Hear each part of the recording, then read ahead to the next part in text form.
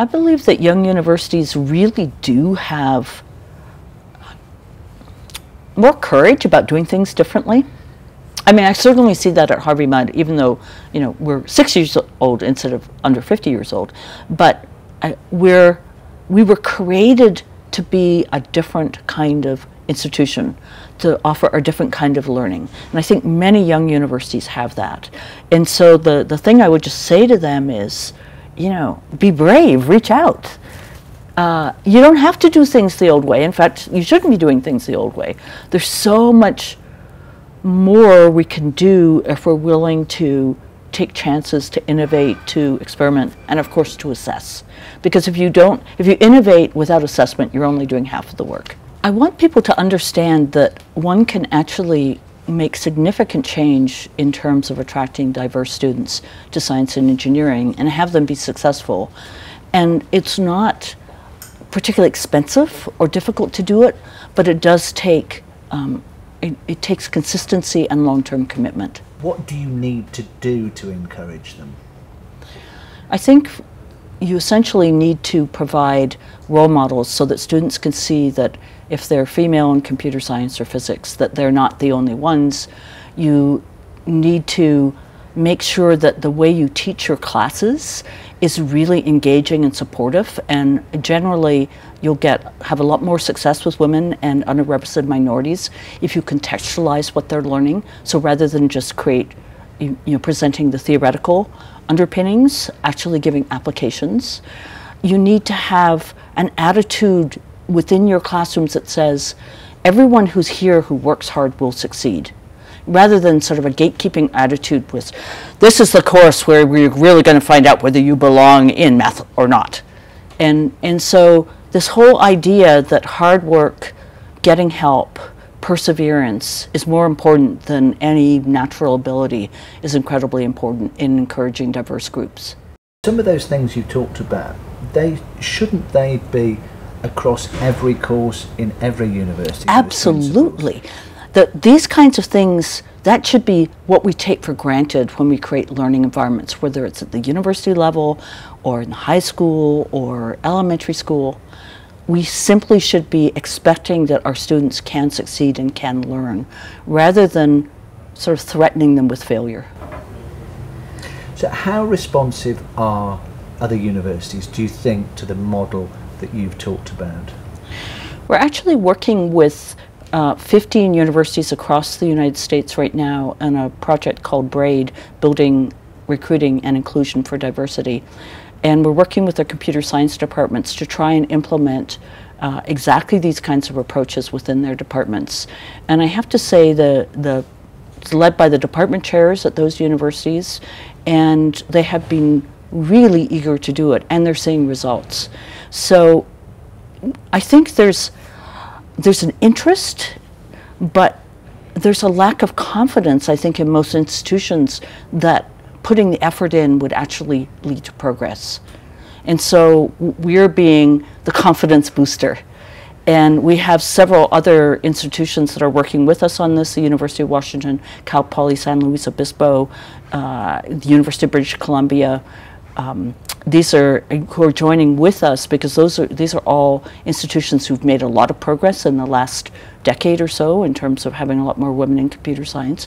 And so we have, you know, what we call the beacon schools, who are the schools who've already shown that you can achieve this, and then we have our BRAID schools. And what's really exciting as well is we have a research project led by Professor Linda Sachs from UCLA, and they are studying the longitudinal effects of what's going on in these 15 departments, and have a very large research grant from the National Science Foundation to do exactly that. So I was very lucky. I got involved with an institute called the Institute for Women in Technology, and was one of its first trustees, and participated in a lot of leadership training through that. It's now called the Anita Borg Institute, after its founder, Anita, who died of brain cancer in 2003.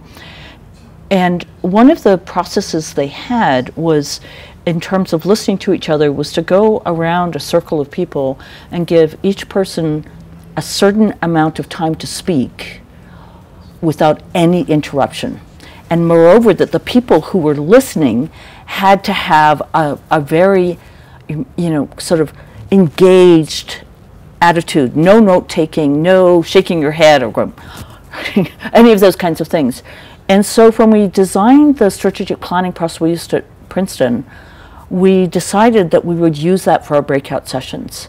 And so we trained the members of the steering committee either to be the moderator or the scribe. And essentially, what you do as moderator is you just make sure that nobody interrupts or does anything untoward. And so that you're listening, each person gets 60 seconds to say all of their first thoughts on the idea. And you have a scribe who's typing, and the what's being said is being projected, so everyone can see that what's being said is actually being heard. And then after you've gone around the room and done this, the first listening round, you then use a process called least frequently spoken first.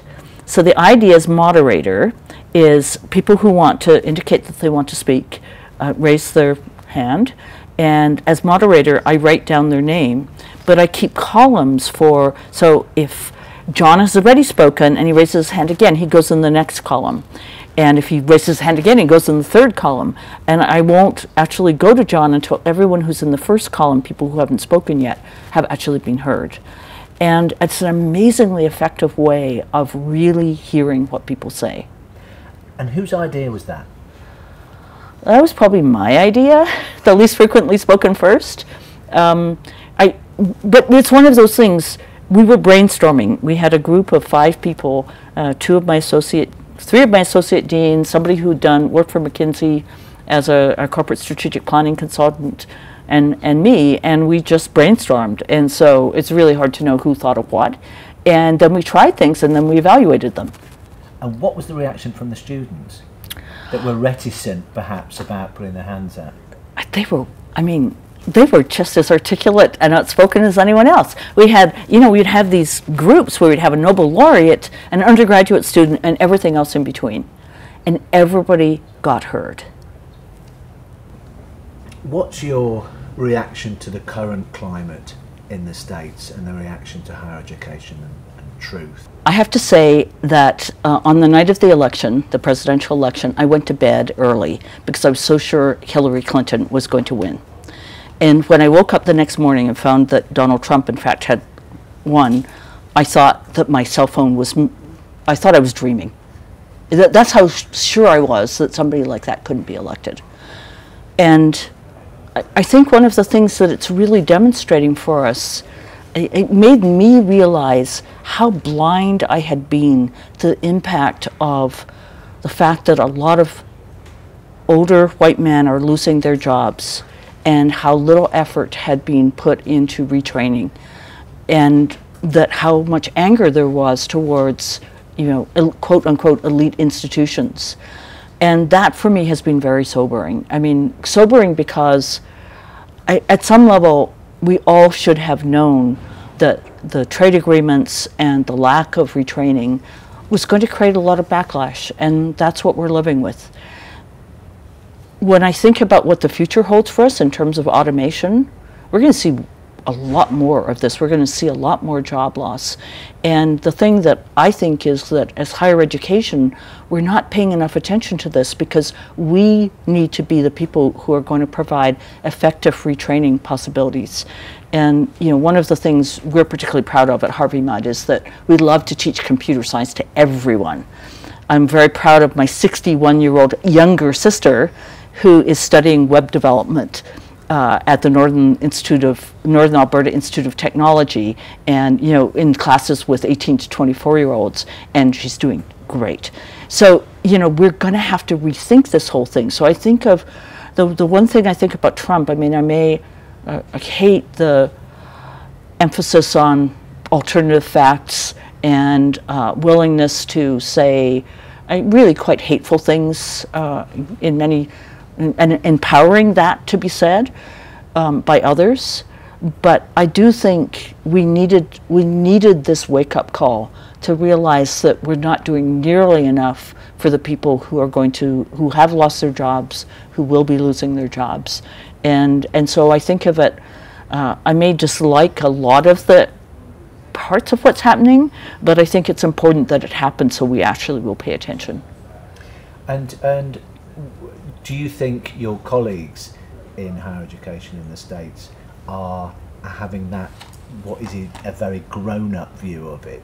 Do they share that view with you, do you think? It's certainly my experience that the other presidents that I'm talking with are having that response as well. I mean, there's no sense in being, it's a waste of time to be angry. It's a time to really think about productively what can we actually do to make a difference.